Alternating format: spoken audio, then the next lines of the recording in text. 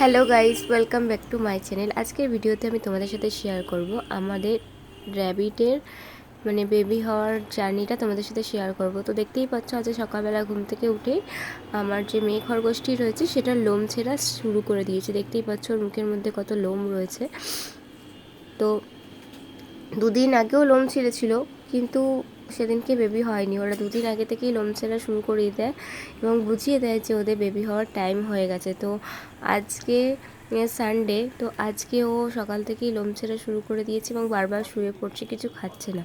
অন্যদিন কিন্তু ও খাবার খায়, কিন্তু আজকে কোনো রকম খাবার খাচ্ছে না। এই দেখো, ও শুয়ে পড়েছে।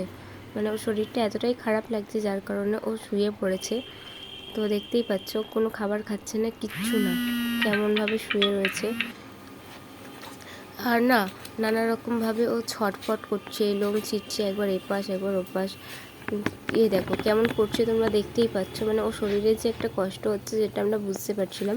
তো সেই কারণে ওকে আমি আলাদাভাবেই রেখেছি এবং ছেলে খরগোশটাকে রেখেছি বাইরে, একসাথে রাখিনি, কারণ যদি কোনো রকম সমস্যা হয় তো সেই জন্য একসাথে রাখিনি, বাইরে রেখেছি। তো দেখো ওখানে বসে আছে এবং ওর শরীরে কষ্ট হচ্ছে। আমি ওকে জল দিচ্ছিলাম যাতে ওর শরীরটা ঠিকঠাক লাগে। তো লোম ছিঁড়ছে, কখনো গা হাত পা পরিষ্কার করছে, কখনো লাফালাফি করছে, সত্যি কষ্ট হচ্ছিল। আর ও যখন খাঁচার মধ্যে ছিল না, তখন ছেলে খরগোশটা ওর খাঁচার আশেপাশে এরমভাবে ঘুরছিল, অপেক্ষা করছিল, এরমভাবে বসেছিল। তো দেখো, আমি মানুষের এরম হয়তো হয় না হয়, এটা সত্যি কথা, কিন্তু যে একটা জন্তু এরম খরগোশ যে তার ওয়াইফের বেবি হওয়ার টাইমে এতটা অপেক্ষা করে তার কখন বেবিটা হবে দেখবে। তো এই ফার্স্ট টাইম আমি দেখলাম, সত্যি কথা বিশ্বাস করো, তোমরাও দেখো। আমি যেটা দেখেছি সেটা আমি তোমাদের সাথেও ক্যামেরা করছি। তো দেখো ফাইনালি এখন বাজে সকাল 10টা। আমি দেখতে পাচ্ছি ওখানে একটা বেবি হয়েছে এবং আর একটাও হবে।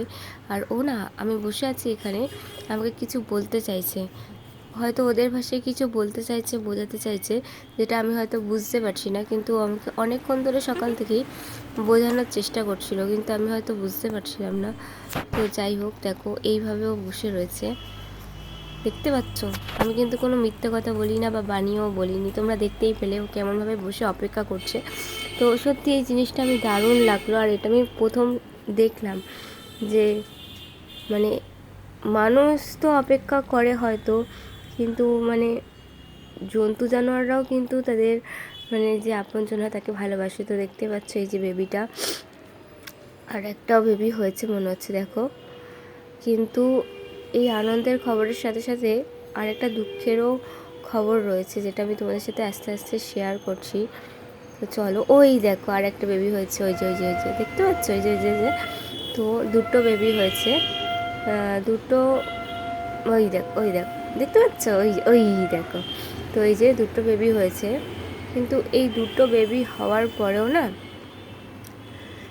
এই মেয়ে খরগোশটির পেটের মধ্যে মনে হয় আরও একটা বেবি ছিল, যেটা হয়তো বেবিটা পেটের মধ্যেই মারা গেছিল বা কিছু একটা হবে। আজকে ওর বেবি হবে বলে সকাল থেকে খালি আমার কাছে আসছে। ডেলিভারি হয় দুপুর 1টার সময়, এদের তো ডেলিভারি হয়ে যায় সকাল 10টায়, কিন্তু ওই বেবিটা ডেলিভারি হয় দুপুর 1টার টাইমে। এই দেখো চুপ করে বসেছিল, ওর কষ্ট হচ্ছিল, হয়তো কষ্টটা বোঝাতে পারছিল না, বাট চুপ করে বসেছিল।